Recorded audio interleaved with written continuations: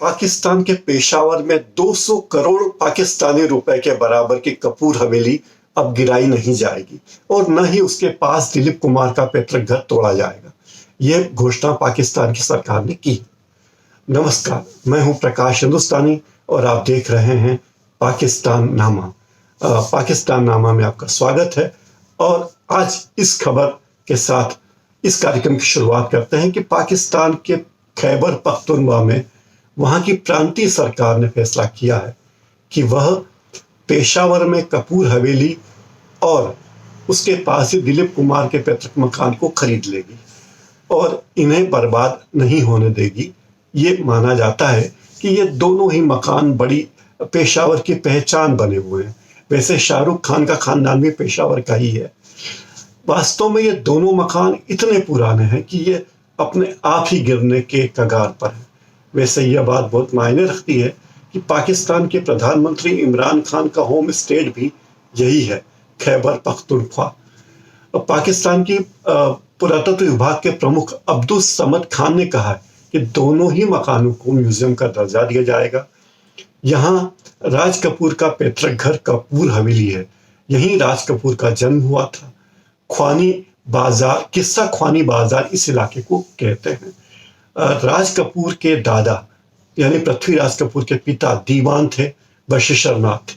उन्होंने 1918 से 1922 के बीच इस हवेली को बनवाया था और इसी के पास दिलीप कुमार का पैतृक मकान भी है जो पुरानी स्थिति में है। जब नवाज शरीफ प्रधानमंत्री थे तब 2014 में उन्होंने ऐलान किया था कि दिलीप कुमार के उस घर को जो ढह रहा है उसको हम गिरने नहीं देंगे और उन्होंने उसे राष्ट्रीय धरोहर घोषित कर दिया था। यह भी कहा था कि यहाँ म्यूजियम बनेगा, लेकिन 2014 से 2020 आ गया है, वहां कोई म्यूजियम नहीं बना है, न ही उस दिशा में कोई तरक्की हुई है। दोनों ही प्रॉपर्टी के मालिक चाहते हैं कि पुरानी हवेलियां हैं, पुरानी जमीन है, यहाँ पुरानी बिल्डिंगें तोड़ दी जाए। मतलब कपूर हवेली और दिलीप कुमार का मकान तोड़ दिया जाए और यहाँ कमर्शियल हाउस बना दिया जाए, एक बड़ा कमर्शियल कॉम्प्लेक्स कर दिया जाए। हालांकि कपूर हवेली का मालिक बार बार कहता है कि ऐसा कुछ भी नहीं है, उसकी कोई योजना ऐसी नहीं है कि इसे तोड़ा जाए। वह कह रहा है कि इसे पुरातत्व विभाग को दे दो। मैं भी ये मांग कर रहा हूँ कि यहाँ म्यूजियम बने, लेकिन कपूर हवेली का मालिक मांग रहा है कि उसे 200 करोड़ रुपए मुआवजा दिया जाए। 200 करोड़ रुपए आप लगा सकते हैं कि कितनी बड़ी हवेली होगी, कितनी भव्य होगी। पृथ्वीराज कपूर के पिता दीवान बशेश्वर नाथ थे और वे अपने आप को हिंदू पठान कहा करते थे। उनकी बनाई यह हवेली में करीब 4 दर्जन कमरे हैं। 5 मंजिला बिल्डिंगें बनाई गई थी और इसे तोड़ने की कोशिश, क्योंकि पुरानी बिल्डिंग है, 100 साल हो गए हैं, तो इसे तोड़ने की कोशिश 6 बार हो चुकी है। कई बार यहाँ ये खरीदी गई है, बेची गई है और कहा गया है कि यहाँ हम कुछ और काम करेंगे। पेशावर की नगर पालिका ने भी योजना बनाई है कि यहाँ पर म्यूजियम बना दिया जाए, लेकिन पेशावर की नगर पालिका ठन ठन गोपाल है, उसके पास कोई फंड है ही नहीं, तो वो कुछ कर नहीं सकती। पृथ्वीराज कपूर की खानदानी ये कपूर हवेली, इसे खुशहाल हवेली भी कहा जाता है, क्योंकि एक दौर में जब दीवान बशेश्वर नाथ ने इसे बनाया था तब यहाँ महफिलें सजा करती थी। 1968 में किसी व्यापारी ने इस जमीन को खरीद लिया और फिर किसी पेशावर के ही लोकल आदमी को बेच दिया। 1980 में इसे फिर खरीदी बिक्री हुई। तब पहले जमाने में इसका नाम ढकी मुनव्वर शाह इलाका था और ये भव्यतम हवेली थी उस पूरे इलाके की। कहते हैं कि जब ये हवेली बनी तब 5 मंजिल की थी और तब इसकी रौनक और भी ज्यादा थी, लेकिन एक बार भूकंप आया जिसमें पूरी हवेली हिल गई, उसकी कई जगह दरारें पड़ गई, तो हवेली के जो मालिक थे, उन्होंने ऊपर की 2 मंजिलें उसकी गिरा दी। लेकिन ये हवेली अपनी खूबसूरत बालकनी और मेहराबों के बीच शानदार खिड़कियों के कारण सारे लोगों की निगाह का केंद्र बनी रहती है। ऋषि कपूर, रणधीर कपूर और पृथ्वीराज कपूर के भाई शशि कपूर भी यहाँ दौरा करने के लिए गए थे। तब ये कहा गया था कि इस जगह को इस जगह को वे बहुत प्यार करते हैं। ऋषि कपूर ने यहाँ म्यूजियम बनाने की बात भी कही थी। उन्होंने पाकिस्तान की सरकार से अपील की थी कि इस ऐतिहासिक इमारत को न तोड़ा जाए। ऋषि कपूर ने उसकी तुलना जिन्ना हाउस से की थी कि मुंबई का जिन्ना हाउस जिस तरह आबाद है उस तरह इस हवेली को भी आबाद रखा जाए, जहां बिल्कुल क्या कहते हैं कुछ भी नहीं है और ध्वस्त होने के कगार पर है। एक इंटरव्यू में ऋषि कपूर ने कहा था कि वे पिछली बार जब पेशावर गए थे तो कपूर हवेली के पास की मिट्टी उठाकर भारत लाए थे और वे उस मिट्टी की बहुत इज्जत करते हैं। कपूर हवेली की तरह ही दिलीप कुमार का घर भी बहुत जर्जर अवस्था में है। दिलीप कुमार की पैदाइश यहीं हुई थी 11 दिसंबर 1922 को, यानी दिलीप कुमार अभी 91 साल के हैं और उनका परिवार कुछ साल के बाद भारत आ गया।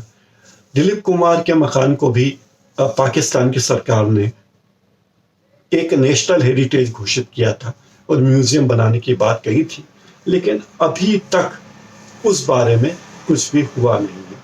इसके पहले 1997 में दिलीप कुमार को पाकिस्तान की सरकार ने एक बहुत बड़ा सम्मान निशानी ए इम्तियाज भी दिया था। तब भी यह आशा की जा रही थी कि शायद पाकिस्तान की सरकार दिलीप कुमार के मकान की सुरक्षा के लिए कुछ करे। एक प्रतीकात्मक होगा, ये सब प्रतीक होगा कि हमने दिलीप कुमार के पैतृक मकान को धरोहर के रूप में रख रखा है। ऐलान भी हुए, लेकिन इस बारे में बयानबाजी के आगे बात बढ़ नहीं पाई। कारण जो भी हो, क्योंकि नवाज शरीफ सत्ता में थे नहीं, वो बेदखल कर दिए गए। 3 बार वो प्रधानमंत्री रहे लेकिन कुछ कर नहीं पाए। अब इमरान खान का ये होम स्टेट है तो देखते हैं क्या कर पाते हैं। हो सकता है कि पाकिस्तान इस तरह की घोषणाएं करके भारत के साथ अपने रिश्तों को थोड़ा मरहम लगाना चाहता हो, लेकिन सवाल यही है कि इस तरह हवेलियों को या पुराने मकान को म्यूजियम बनाने से कोई भारत और पाकिस्तान के रिश्ते बहुत अच्छे नहीं हो जाएंगे। आप देखिए पाकिस्तान की हुकूमत आतंकवादियों को खुला संरक्षण देती है, उन्हें भारत भेजने के लिए हर संभव प्रयास करती है, उन्हें वजीफे देती है और चाहती है कि इस तरह इसी कोशिशों से भारत और पाकिस्तान के रिश्तों में सुधार हो जाए, जो बड़ा मुश्किल नजर आता है। एक और बात है कि उदाहरण दिया जाता है बार बार कि कायदे आजम मोहम्मद अली जिन्ना का जिन्ना हाउस मुंबई के मलाबार हिल में है। मुख्यमंत्री निवास के पास ही जिन्ना हाउस है। जिन्ना 1947 में भारत विभाजन के बाद पाकिस्तान चले गए। ये हवेली उन्होंने 1936 में बनाई थी। तब इस हवेली की कीमत, जिन्ना हाउस की कीमत उस जमाने में 2 लाख रुपए थी। आप अंदाज लगा सकते हैं उस दौर में सोने के दाम थे 30 रुपए तोला, यानी 10 ग्राम सोना 30 रुपए का था। 3 रुपए प्रति ग्राम सोने के दाम थे। आज सोने के दाम 50,000 रुपए ज्यादा तोले के हैं या 10 ग्राम से अधिक के 50,000 प्लस हैं। तो आप अंदाज लगा सकते हैं कि करोड़ों रुपए की इमारत जिन्ना ने बनाई थी और जिन्ना चाहते थे कि उस बिल्डिंग का उपयोग किया जाए, उसे खंडहर नहीं बनने दिया जाए। भारत सरकार ने काफी साल तक कोशिश की कि वह बिल्डिंग खंडहर न बने। जिन्ना की पुत्री ने, जो हिंदू जिसने पारसी से शादी की थी, उसने भी ये मांग की थी कि ये प्रॉपर्टी उनके नाम कर दी जाए, लेकिन भारत ने ऐसा नहीं किया। प्रधानमंत्री जवाहरलाल नेहरू जब आजादी के बाद उनसे कहा गया कि इस जमीन को दुश्मन की संपत्ति घोषित करके सरकार कब्जे में कर ले और वहां अपना सरकारी दफ्तर खोल दे, लेकिन नेहरू ने उस बात को मंजूर नहीं किया। बाद में जिन्ना हाउस को किराए पर दे दिया गया, वहां सांस्कृतिक केंद्र खोलने की बात भी हुई, लेकिन बातें आगे बढ़ी नहीं। पिछले कुछ दिनों पहले गुड़ी पड़वा के दिन तो वहां कुछ लोगों ने जिन्ना हाउस पे गुड़ी भी टांग दी थी और ये कहा था कि ये भारत की संपत्ति है, भारत के लोगों ने बनाई है, भारत के मजदूरों ने बनाई है और जिन्ना अगर मुंबई छोड़कर पाकिस्तान गए तो ये उनकी गलती। हालांकि जिन्ना हाउस एक अलग चीज है और पृथ्वीराज कपूर और दिलीप कुमार अलग है, लेकिन एक गुडविल जेस्चर जरूर कहा जा सकता है कि पाकिस्तान की सरकार यहाँ सुधार करना चाहती है। लेकिन मैंने फिर कहा कि आतंकियों को संरक्षण दे और दिलीप कुमार के पैतृक मकान को, राज कपूर की पैतृक हवेली को संरक्षित घोषित करे, इससे कोई भारत और पाकिस्तान के रिश्ते सुधरने वाले नहीं हैं। आज पाकिस्तान नामा में इतना ही। आपको ये कार्यक्रम कैसा लगा कृपया कमेंट बॉक्स में जाकर लिखें। इस कार्यक्रम को लाइक करें, सब्सक्राइब करें इस चैनल को, और साथ ही मुझे फॉलो भी करते चलें।